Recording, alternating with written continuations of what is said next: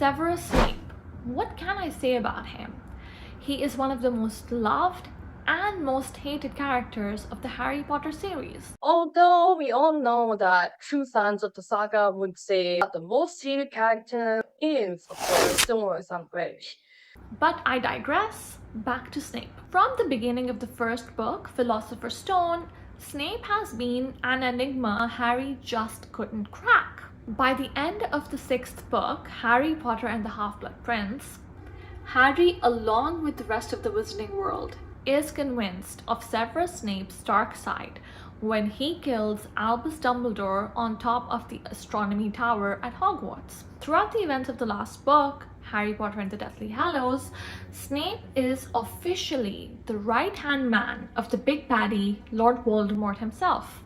And it is not until he is dying that he chooses to reveal his innermost self to his most despised student, Harry Potter, by means of his memories.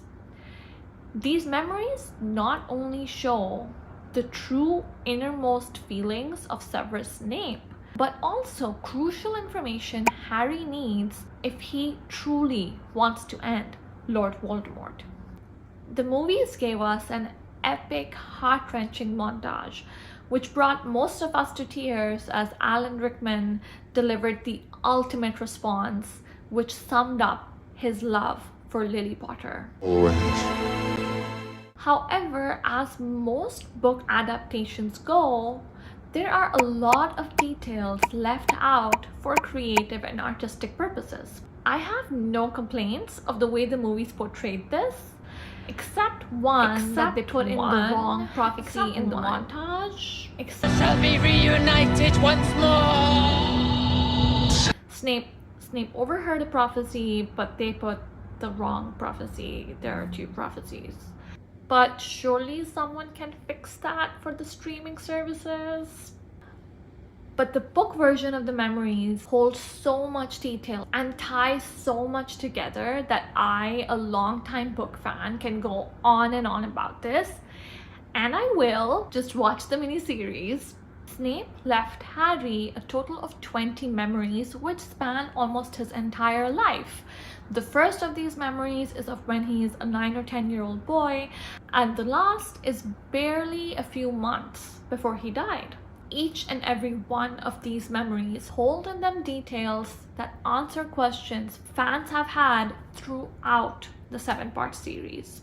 The Prince's Tale is one of my absolute favorite chapters because it goes over Snape's memories and it's like getting the missing pieces of a puzzle at long last. Memories start with the unexpected friendship between Lily Evans, Harry's mother, and Severus Snape, Harry's least favorite teacher at Hogwarts. The two became friends even before they came to Hogwarts and remained friends for a few years until this friendship broke down due to differing worldviews and life choices. We see Snape joining the dark side and becoming a follower of Voldemort before returning to the side of good and becoming a spy for Albus Dumbledore simply because Voldemort chose to go after Lily and her family. From that moment on, Severus Snape hated Lord Voldemort. And in the aftermath of the Potter's death, Snape made every choice possible to protect Lily's son so her death would not go in vain. In this mini-series, I will go over each of these memories that explain so much. From the duplicity of Petunia Dursley to every single way in which Severus Snape honored Lily Potter throughout his life. From where he lived to his day-to-day conversation, nothing was unaffected by the love and regret that he felt. Today, we take a look at the first 3 of these memories. These 3 memories involve a young, pre-Hogwarts age Snape and Lily, and to everyone's surprise, they also include Lily's elder sister, Petunia. Now, let's start with some background. Severus Snape is famously a half-blood, born to Muggle father Tobias Snape and witch mother Eileen Prince. My dad's a muggle. Mum's a witch. Hence the nickname Half-Blood Prince. Now, Snape grew up in a mostly muggle neighborhood, given that his father was a muggle. And it is in this neighborhood where he began to observe an underage muggle-born witch, Lily Evans. In this first memory, we see Lily and Petunia playing in a deserted playground on swings, and Snape is kind of watching hidden away behind some bushes, and we see Lily showing some pretty obvious signs of magic.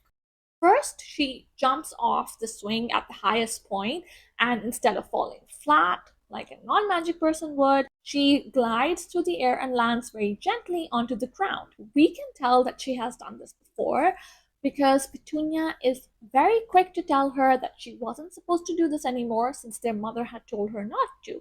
Next thing we know, Lily picks up a flower and is making the petals open and close. We see this in the movies as well.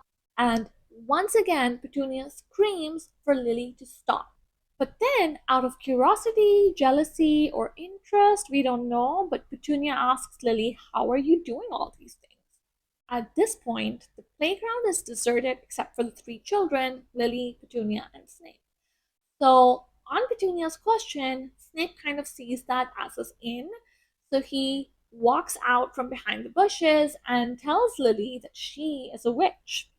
It is very clear that young Snape had been planning this moment for a while, and in his mind, he had hoped for this to be this magical moment where he reveals this great truth to Lily about herself.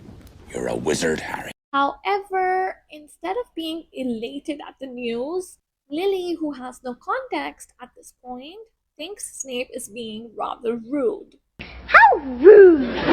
Snape tries to do some damage control. He tries to explain that he's a wizard, his mom's a witch, but Petunia is having none of it. She immediately tries to shut him down by calling him out for spying on them, and then she belittles him for the way he looks and his neighborhood. So this first meeting at this point is not going as well as Snape had hoped. Instead of it being this amazing moment where he reveals to Lily the truth about her having all this magic, it ends up with him being kind of put on the defensive with Petunia. He responds rather rudely himself. I mean, he calls her a muggle, but in a rude way. How rude! So his first impression on Lily is not so great. He is a strange boy who is being rather rude to her sister and saying things to her even she perceives initially as being rude. So the memory ends with the two girls walking away, leaving behind Snape feeling rather sad about this first encounter he had been hoping to have for a while.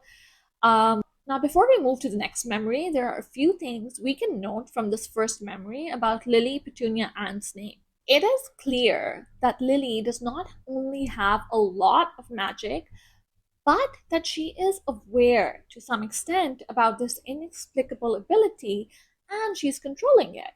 She can make things happen on purpose, like with the flower. And if we compare this to Harry, he was only able to make things happen on accident. And his surroundings did not allow for him to explore anything further or ask any sort of questions. Whereas with Lily, she grew up with loving, nurturing parents, so she wasn't really suppressing any part of herself, even with Petunia's constant censures. And let's talk about the contrast between the two girls. At Snape's first appearance, Petunia runs away in fear, while Lily seems unfazed by the sudden appearance of a strange boy and is more interested in what he has to say rather than his appearance. I wish I could say that we saw a protective elder sister instinct in Petunia in this instance. However, that's not the case because she didn't really grab Lily's hand to take her with her or call her away, but she just stood there watching them. And once Petunia realized who Snape was, she was familiar with who he was, she immediately comes back and rips him apart for his appearance, for his neighborhood, Spinner's End, and calls him out for spying on them. In stark contrast, Lily was not unkind to Snape the way her sister was, nor did she seem put off by the way he was dressed, his neighborhood, or his overall demeanor. She was offended, though, by his rude tone towards her sister. That's mean, Severus. Now, coming to Snape. When we first see him, there are clear signs that he is living a neglectful, if not abusive, childhood. His clothes are very off, he is thin, his skin lacks a healthy color, and he is overall not as well groomed as a young boy his age should be. He also already seems to have a negative opinion about muggles. This could be because he dislikes his own abusive muggle father, or perhaps he's met his pureblood relatives on his mother's side and that's where he's getting this opinion from. Either way, it is clear he does not have high opinion on muggles, and it is clear that he is hungry for friends, specifically magically abled friends in an otherwise completely muggle neighborhood. Hence his initial obsession with Lily. Now, I do want to talk about Petunia mentioning Snape's neighborhood called Spinner's End, apparently a more dusty part of where they lived. We see Snape's home at Spinner's End in the beginning of Harry Potter and the Half-Blood Prince, when Bellatrix and Narcissa come to pay him a visit to invoke the unforgivable vow which would seal his fate to kill Albus Dumbledore or die. In the books, Bellatrix even comments, he lives here, in this muggle dunghill. We must be the first of our kind to ever set foot here. Now, given what we know about Snape's abusive upbringing, it is shocking that he would choose to live in his father's home as an adult. Could you imagine Harry ever deciding to move back to number 4 Privet Drive after what the Dursleys put him through throughout his childhood? Or just think of the absolute misery of Sirius when he had to move back to Grimmauld Place, his abusive parents' home, when they needed a headquarters for the Order of the Phoenix. So why would Snape choose to live in his childhood home where he suffered abuse? Could it be that his troubled childhood memories were overshadowed by the memories of summers spent with his childhood best friend, Lily Evans? My guess would be that he moved out of his father's home when he came of age and eventually joined the Death Eaters. But perhaps by the time his father died, Lily was already dead, and so he chose to go back and live there because of the memories of Lily linked to that home and that neighborhood. If you're thinking the first meeting between Snape and Lily did not go so smoothly, I wonder how they became friends. We will never know for sure because the next memory that we jump to, Snape and Lily are already close friends at this point. We can assume that since Lily was aware of her abilities to some extent, she went back to Snape to have a one-on-one without Petunia present. Lily, who is not one to judge a book by its cover, would definitely have talked to Snape in detail and seen the softer side of him, which others usually miss. In this next memory, it's just Lily and Snape talking, and Snape seems to have established himself the authority on all things magic. And not wrongly so, because he is able to answer Lily's questions accurately, impressively so for a 10-year-old boy. At first, this seems to be a very random back and forth, but there are some key pieces of information here. First of all, when they're discussing the Hogwarts letter, it comes up that Lily, being Muggle-born, her letter would be hand-delivered by somebody from Hogwarts, similar to how Harry got his from Hagrid, or how Dumbledore went to get the young Tom Riddle. At this point, Lily asks Snape something that has clearly been bothering her. She wants to know if her magical abilities would be affected by her being Muggle-born. So we know that he does put a lot of weight to people being pure blood. But when Lily asks him about this, he hesitates for a moment, but then tells her it makes absolutely no difference to her being Muggle-born. This makes us wonder what could have been had Snape not given in to the external influences of the bias against Muggle-borns and Muggles alike once he got to Hogwarts. Another interesting piece that comes up in the conversation is Lily asking Snape about how things are at his home and how things are between his parents. And we see Snape get honest and vulnerable. We can tell that they have discussed this before, and this exchange shows us that this friendship was not just surface level for Snape, who chose to let Lily in on his troubling home life. Any child who's grown up in abuse or neglect will tell you this, that you make this very conscious decision on who you let in on the troubling parts of your life.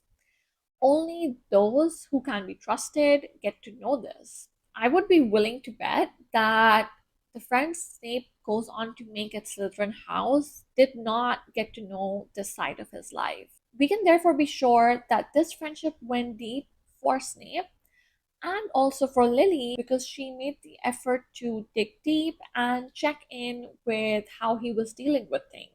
Coming back to the memory, Lily asks Snape about Dementors because she seems to be worried that if she does magic outside of Hogwarts, the Dementors would take her away. Snape is very quick to nip this fear in the bud. He explains to her that they're the guards of the prison Azkaban and they don't put people in Azkaban for doing underage magic. This last part seems random for sure until we find out that they are interrupted by Petunia, who has been listening in on the conversation the entire time. Something she never grows out of doing, as she is notably described on the first page of Harry Potter and the Philosopher's Stone as having nearly twice the usual amount of neck, which came in very useful as she spent much of her time craning over garden fences, spying on her neighbors. So, this little bit about Dementors is one of my personal favorite Easter eggs because it brings us back to this conversation in Harry Potter and the Order of the Phoenix when Harry and Dudley get attacked by Dementors before Harry's 5th year. And in the scene in the books, Harry is explaining to the Dursleys what exactly happened to him and Dudley. So you put some crackpot spell on my son so he'd hear voices and believe he was doomed to misery or something, did you? How many times do I have to tell you? It wasn't me. It was a couple of Dementors. A couple of? What's this got you all up? Dementors. 2 of them. And what the Rudy hell are Dementors? They guard the wizard prison, Azkaban. How do you know that? I heard that awful boy telling her about it years ago. If you hate my mom and dad, why don't you say their name? I don't know about all of you, but I loved Emo Harry. Maybe because book 5 coincided with my own angsty teenage years. I just feel so angry all the time. But I got so much secondhand catharsis from all his yelling in Order of the Phoenix. Anyway, back to Petunia. Even a 15-year-old edgy Harry is able to pick up on the fact that his aunt seems to remember key pieces of information about the Wizarding World when she puts up this facade of hating it and pretending like it does not exist. Now, if you're not yet fully convinced of the absolute obsession Petunia harbors for the Wizarding World, let's get into the third memory. This one is a conversation between Lily and Petunia on platform 9 3/4 before Lily's first year at Hogwarts, and Snape is just kind of in the background in this one, listening in on the conversation. The two girls seem to be saying goodbye, but Petunia seems to be in an awful mood. And Lily, in the hopes of kind of trying to cheer her up, is telling Petunia that, hey, I'll go to Hogwarts and I'll try to figure out how I can get you to come. I'll talk to them and convince them to let you come as well. But Petunia's having none of it. She tries to shut Lily down completely by saying that it's a school for freaks and weirdos, and she just wants to get away from them. And that's pretty on brand for the Petunia we, the readers, know. But at this point, Lily calls Petunia out for writing a letter to Albus Dumbledore asking him to let her come to Hogwarts.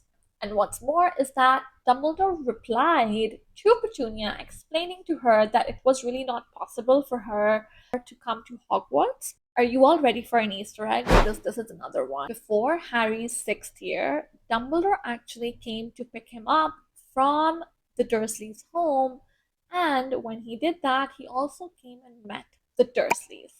The movies completely skipped this, and as much fun as the scene from the tube was, this is one of the coolest things that they left out, in my opinion, because we come full circle from Dumbledore dropping Harry off to the Dursleys as a baby to him picking him up 15 years later. This is made so much more significant because Dumbledore knew that he would not be able to pick Harry up the next year when Harry came of age, and the protection that the Dursleys' home gave him would have been lifted at that point because he would be dead by that time.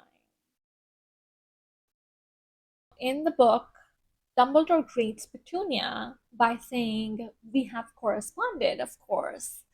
Harry, along with the reader, thinks back to the letter Dumbledore left with him as a baby, explaining to the Dursleys why they need to take him in. That was 15 years ago at this point, and other than that, there was one howler that Dumbledore sent to Aunt Petunia in Harry's 5th year. But calling that a correspondence seems a bit of an exaggeration. And so now we know that what Dumbledore meant by correspondence were the letters Petunia wrote in her childhood to him asking for her Hogwarts letter. And I think all of us who were waiting for our letters and never got them can, at least in this one moment, feel empathy for Petunia Dursley. Those are words I never thought I would say. Back to the memory. When confronted by Lily about her letter to Hogwarts, Petunia digs in her heels and continues to belittle Lily and Snape for sneaking around in her room and walks away with one final word. Freak! So friends, this brings us to the end of the first 3 memories that Snape left Harry. For me, these were the greatest insights not only into the beginning of the story of Lily and Snape, but also Petunia Dursley's entire life filled with hypocrisy. I wish she had moved on to become a better person, but there is no evidence of that happening in the entire book series. Also, it bothers me so much that Snape did not have more empathy for Harry just knowing that he had to grow up with Petunia, because we now know that Snape knew better than anyone else in the Wizarding world just how awful of a person she could be. The memory we are looking at today is immediately following that of Lily and Snape on the train on their way to Hogwarts. Lily is in a compartment with some rowdy boys when Snape finds her on the train. She is clearly upset after the argument with Petunia, but Snape could not care less. He just does not even seem to understand why Lily even cares about Petunia's comments. He seems to completely be missing the understanding of what that sibling bond means to Lily. We are yet again reminded that to Snape, Petunia is always going to be less than simply because she is a muggle. So Snape carries on trying to take Lily's mind off of the squabble she had with her sister and tries to hype her up about going to Hogwarts. He starts talking about the sorting and tells her that she better be in Slytherin. This last comment gets the attention of the rowdy boys in the compartment who turn out to be James Potter and Sirius Black, Harry's father and godfather. James is the one that picked up on Snape's comment about Slytherin, and he says that if he had been sorted into Slytherin, he would rather just go back home. When James turns to Sirius to get some support on his comment, Sirius tells James that his entire family is actually sorted into Slytherin house. But in an offhand manner, it doesn't seem like James's comments actually bothered Sirius. From this exchange, we can tell that Sirius and James have clearly just met, but definitely hit it off immediately. So Sirius asks James which house he would rather be in. When James responds with Gryffindor, that is Snape's cue to mock him in return. Towards the end of this memory, Lily and Snape leave the compartment while James and Sirius continue to make fun of the two of them. You are mean boys who are just being mean. From here, we jump to the next memory where we see the sorting of Lily and Snape. Lily gets sorted into Gryffindor and Snape gets sorted into Slytherin. No surprises there. It is noted that when Lily joins the Gryffindor table, Sirius is already there and she moves away from him. And when Snape joins the Slytherin table, he is greeted by Lucius Malfoy, who is prefect at the time. Before we discuss the sorting, I want to talk about the first impression of James Potter. In a memory which was revealed in book 5, it was already established that Harry's father was Snape's bully. This strained memory just drives that point home. And what's interesting to me is that it's almost reminiscent of the first time Malfoy and Harry met. Malfoy being the perfectly groomed, doted on boy in his family, and next to him, Harry being skin and bones in his mismatched clothes that were hand-me-downs from Dudley. Both of them standing in Madame Malkin's, getting fitted for their school robes. And it was Malfoy who asked Harry, which house do you plan on getting sorted into? Very similarly, Harry noted that his father had the indefinable air of having been well cared for, even adored, that Snape so conspicuously lacked. I mean, we can't really hate on James, or Malfoy for that matter, for having a secure childhood which Snape and Harry missed out on. But it is the initial choices they made and the way they treated people around them which makes the two similar, although sorted into two different houses. Which also drives the point home that it's not a trait of one single house to produce mean kids. I mean, even Hufflepuff had Zachariah Smith. Now, speaking of sorting, Snape being sorted into Slytherin is pretty straightforward, but the two sortings that I want to talk about are Lily and Sirius. Given the personality of Lily Evans at this young age, she is already fiercely loyal and courageous. So very clear characteristics of Gryffindor house. However, it is her very loyalty to Snape in particular which would have made her ask the sorting hat to sort her into Slytherin. Now, while we know that the hat takes the student's preference into consideration, we also know that the hat will not just simply put you in the house that you ask for. For example, Neville really insisted that the hat put him in Hufflepuff, but the hat still decided to put him in Gryffindor. And I mean, do we even know someone more Gryffindor than Neville? I don't think so. But yes, I do think that Lily asked the hat to put her in Slytherin. And while she probably had traits that could take her to Slytherin house, I think the sorting hat simply could not put her in Slytherin because of her blood status. Because the number one prerequisite of Slytherin house is pure blood status, or at the very least, half-blood. So unfortunately, the two best friends parted ways here into different and often opposing houses. Now, I can't move on without also mentioning my thoughts on Sirius's sorting. We always knew that his whole family were Slytherin and he was the first one to get sorted into Gryffindor. But this memory in particular made me realize that it was probably not all a complete coincidence with the sorting hat arriving on that conclusion on its own. I think a very similar conversation happened between Sirius and the sorting hat as the one Harry had with the sorting hat. Sirius is as pureblood as they come, and not like the Weasleys who are certified blood traitors, so the hat would definitely have offered up Slytherin house. I think Sirius would have said no to Slytherin anyway, but because he really hit it off with James on the train, He specifically asked the hat to sort him into Gryffindor, the house James said he was going to go for. And of course, Sirius was not lacking in any of the Gryffindor traits of daring, nerve, and chivalry, so in his case, the hat complied. Today, we take a closer look at the disintegration of the once promising friendship between Severus Snape and Lily Evans. We left off last time when Snape and Lily got sorted into Slytherin and Gryffindor. These next three memories jump forward a few years, and these are the last memories of their time at Hogwarts. In the next memory we see, the two of them are having an argument about the kind of people that Snape is choosing to hang out with, which Lily is just not okay with. She is very concerned that Snape is involved with people who are practicing dark magic on fellow students, and Snape does not deny this. In fact, he just brushes it off as a joke. He kind of tries to deflect by bringing up Harry's father, James, and his friends. One of James's friends in particular, in fact, Remus Lupin, while he was at Hogwarts, would disappear every month on the full moon. Snape was convinced that Lupin was a werewolf, but the question is, did Lily know? Because if she did not let him know. In fact, she was adamant that he was just ill. I definitely think that Lily actually believed Snape's theory. I mean, her and Remus were both prefects at this time. She would have definitely noticed that his disappearance every single month did indeed coincide with the full moon. That and the fact that his best friends called him Moony.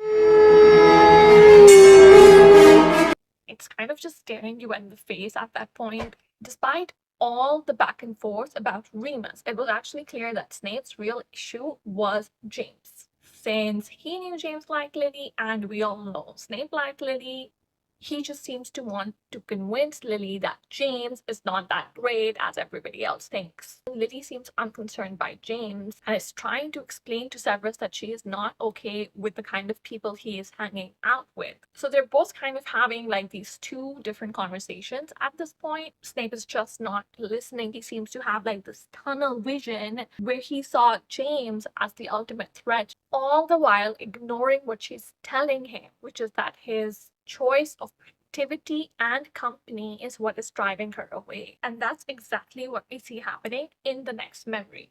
This is the memory Harry saw in his 5th year in the Pensieve during occlumency lessons with Snape.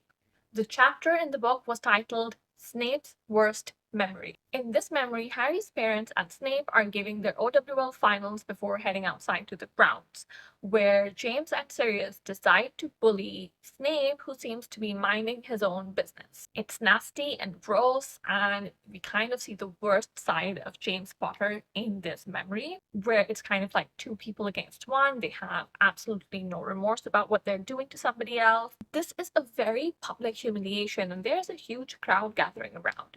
Now, as mentioned in the very previous memory, there is a group of future Death Eaters that Snape is actually friends with, but none of these people come forward to defend him against James and Sirius. In fact, it's Lily who shows up, worn out, telling James to stop or she will make him. When James finally relents, Snape turns around and says this line: "I don't need help from filthy little mudbloods like her."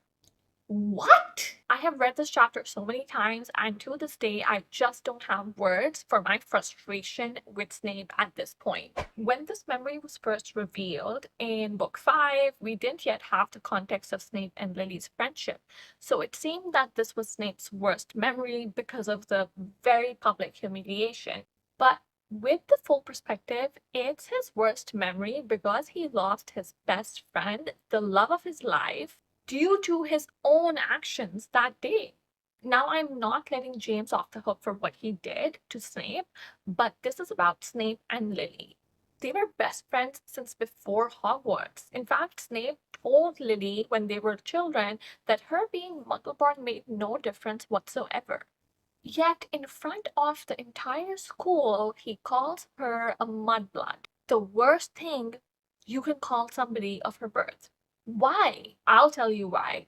Because his Death Eater wannabe friends were watching in the crowd. They did not father stepping forward to help him because they were measuring up the Half-Blood Prince to see if he could hold his own against Potter and his friends. And when a Muggle-born, someone all of these people kind of look down at, steps forward to help Snape, he knew he would never live this down with his wannabe Death Eater buddies, so he did what he had to do to save face and called his best friend a mudblood. In the very next memory, we see him begging Lily for forgiveness, and sadly, this is it for their friendship. She tells him that's exactly what he calls everyone else of her birth, and he is actively planning on becoming a Death Eater after they graduate from Hogwarts. So she just can no longer look the other way. Their friendship is over. So I know that among Harry Potter fans, Lily gets a lot of heat at times for choosing James over Severus, but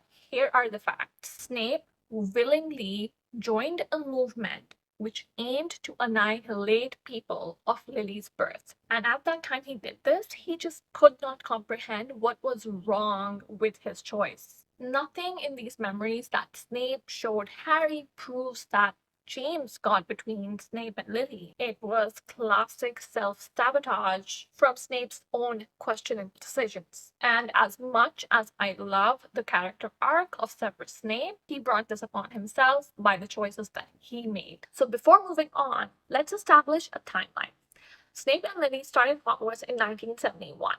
Their friendship ended towards the end of their 5th year, sometime in 1976. 2 years later, they graduated from Hogwarts in 1978 and went their separate ways. Another 2 years later is when Harry is born in 1980. The memory that we jump to next is after Harry is born, so safe to say sometime between 1980 and 1981, and at this point Snape would have been 20 or 21 years old.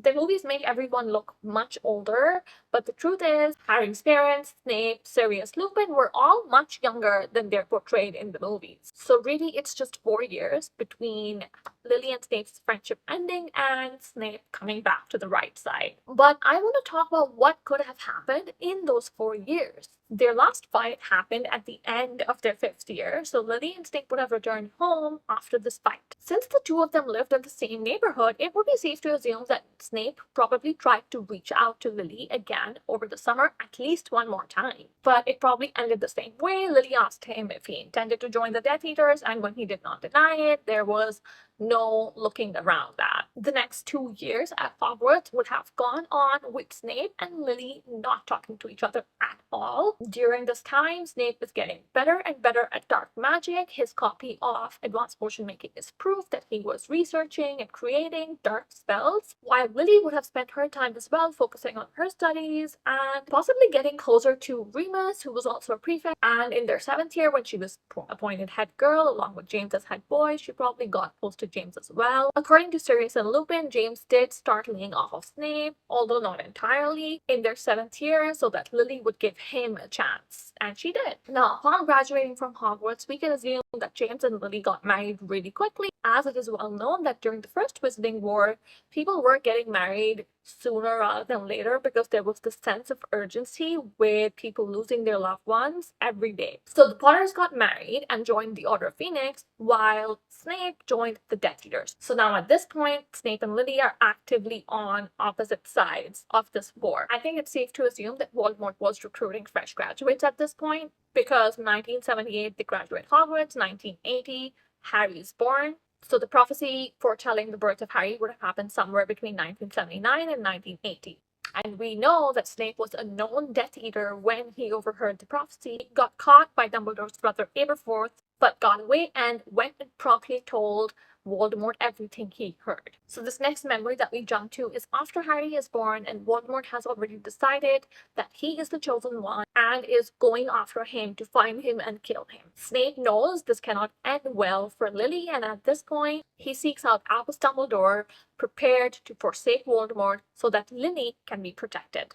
In those 2 to 3 years between Snape graduating Hogwarts and this memory, we can assume that he has done Voldemort's bidding truly and wholeheartedly as any other Death Eater would have. Even in this memory, he admits to Dumbledore that when Voldemort decided to go after the Potters, Snape was very much okay with James and Harry dying. It was only Lily who he was concerned with, and so asked Voldemort to spare her life. But once he gives Dumbledore his allegiance, that is it for his Death-Eating days. He is now a reformed man. So we know what happens next. Dumbledore does his best to protect the Potters, but they are still killed. And so it is what happens in the aftermath of their death is what is more important to me about Snape than what happened before. So once Lily is killed, it would become very easy for Snape to kind of, give up on life, become a recluse, and that is it, because that's all he cares about. That was his main motivation, keeping Lily alive.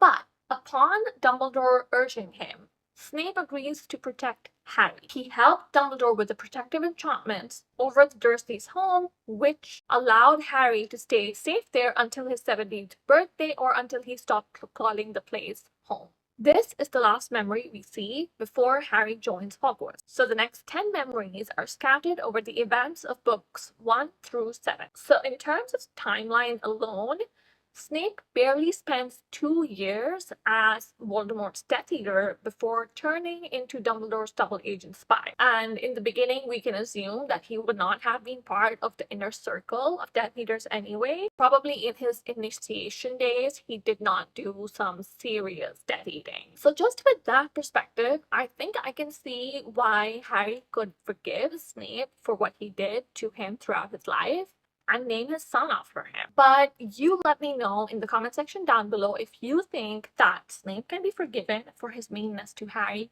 and for being the reason why Harry's parents are dead in the first place. So far, we've been through the first 10 of Snape's memories, and we've been through the heavy stuff of his friendship with Lily and the events leading up to the Potter's death.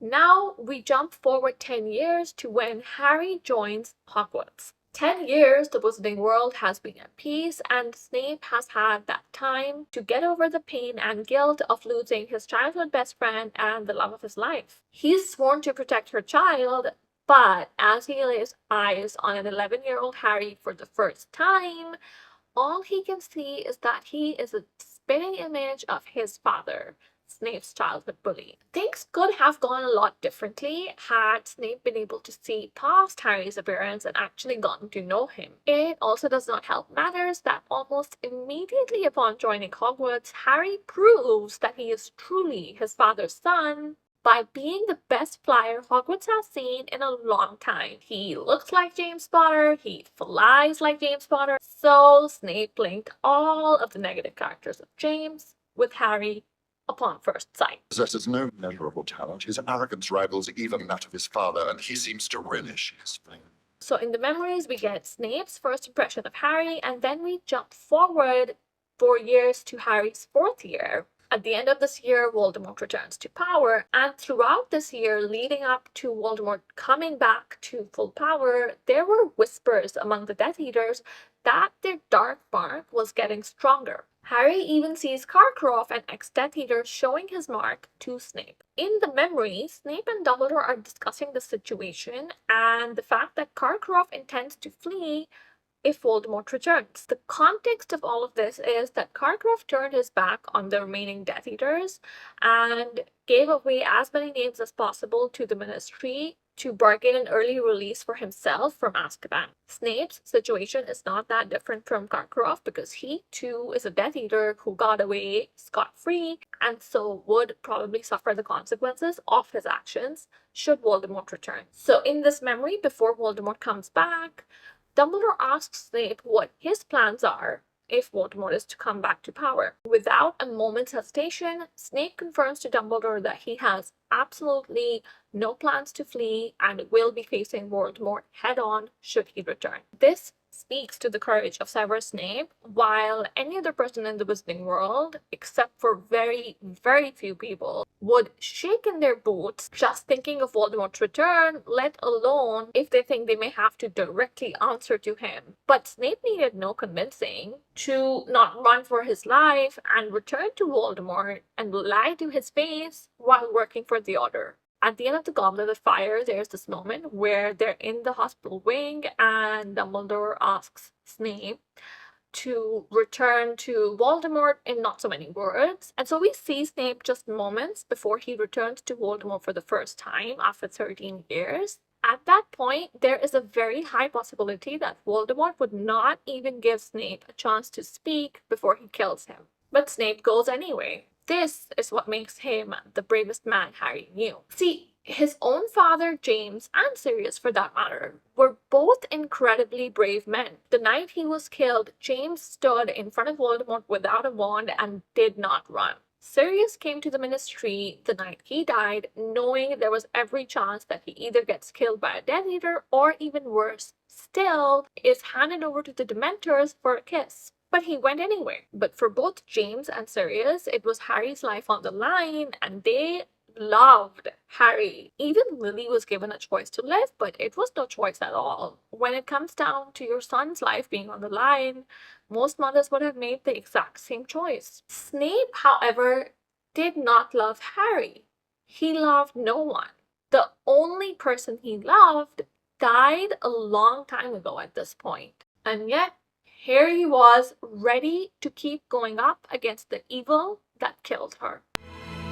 Always. The next 3 memories are from 2 years later still, from Harry's 6th year, and are based on the events of the Half-Blood Prince. They prove that Snape was the one to help Dumbledore survive the dark magic contained in the ring Horcrux, but that both of them knew that Dumbledore would not be able to live longer than a year. Therefore, the matter of Dumbledore's death and the plan that Snape would be the one to kill him was set from that moment on. It is after this matter is decided that Dumbledore explains to Snape that after his death, Snape will need to pass a message to Harry, which Dumbledore cannot tell Harry until a specific time. It is at this point that Snape is told that the efforts Dumbledore had him making for the last 15 years have all been for nothing, as Harry is meant to die in the end. Snape is nothing short of enraged when he finds out that this is the case, and his response to Dumbledore states that clearly: "You have used me, I have spied for you and lied for you, put myself in mortal danger for you. Everything was supposed to be to keep Lily Potter's son safe." You've been raising him like a pig for slaughter. Today, we talk about the final 5 memories, which are all happening during the events of Harry Potter and the Deathly Hallows, when Snape is established and accepted by everyone as the right-hand man of Lord Voldemort. The wizarding world at large is under the impression that Snape has finally shown his true colors, and so these last 5 memories serve as proof that even after Dumbledore's death, Snape is working hard to protect Harry while being hated by every member of the Order of the Phoenix. The first few memories offer up the explanation of Snape seemingly informing Voldemort of the correct date the Order planned to move Harry from the Dursleys' home, and then, as the Death Eaters descended upon the Order and Harry that day, Snape hit George Weasley with Sectum Sempra. From the memories, it is revealed that while Snape did inform Voldemort of the correct date of Harry's movement, this was done on Dumbledore's orders, and Snape also was the one who planted the idea of the 7 Harrys by confounding Mundungus Fletcher. And the attack on George, it is revealed through the memories that Snape was actually aiming for a Death Eater who was trying to kill Remus Lupin, and he missed and hit George on the ear with Sectum Sempra. And then we have these final 2 memories which show us that Snape is still very torn up about Lily. After Dumbledore's death, everyone who knew about the headquarters of the Order of the Phoenix, being Sirius's old home, became Secret Keeper, which means that Snape also became a secret keeper, and so members of the Order of the Phoenix had to vacate the premises because there was every possibility that Snape could go and let Voldemort know about the headquarters location, and the Death Eaters would be descending upon the headquarters any day. After Dumbledore's death, but before Harry, Ron, and Hermione come to live at 12 Grimmauld Place, we see Snape coming into the home, which is abandoned by the Order, and he ransacks the place. He goes through specifically every single bedroom, and in this memory, he is in Sirius's bedroom, where he seems to finally find something he was desperately looking for, which is anything of Lily's. In this instance, it's a 2-page letter that Lily wrote to Sirius around the time of Harry's first birthday, and enclosed is a picture of Harry and Lily. We see Snape kneeling on the floor crying as he reads the letter, and then this next part always gets me. He keeps the second page of the letter, which has the words "loves Lily" written on it. But what gets me is that he also tears up the photo of Harry and Lily to keep the part with Lily for himself. The selfishness and entitlement of this act. Even 16 years later, he does not understand that the son Lily died for would have liked to keep a picture of himself as baby with his mother. Stay close to me. Always. The final memory is final proof that Snape was looking out for Harry, but also shows his own deep regrets over his own actions. The memory is of when Harry and Hermione are in the Forest of Dean, where Snape comes to deliver the real Sword of Gryffindor to them. The portrait of Phineas Black, which Hermione snuck out of the House of Black into her beaded purse, overhears this and tells this to Snape in the headmaster's office at Hogwarts, where his second portrait hangs. Professor Black starts off by saying he overheard the mudblood, to which Snape promptly cuts him off and tells him Severus Snape is absolutely multifaceted. While he absolutely dies a hero, he still has these mean qualities that simply cannot be ignored. In a way, it's too bad that he died, because I, for one, would have loved to see him face Harry while still alive and reveal his true self. So while this is the final episode in this series, I will be doing another episode on Snape, on my thoughts of what would happen if Snape did not die at the end of the Deathly Hallows. If you're interested, stay tuned for that. Thank you so much for watching this video until the very end. Please subscribe to my channel if you find this content interesting. It would really help me out. See you next time. Bye for now.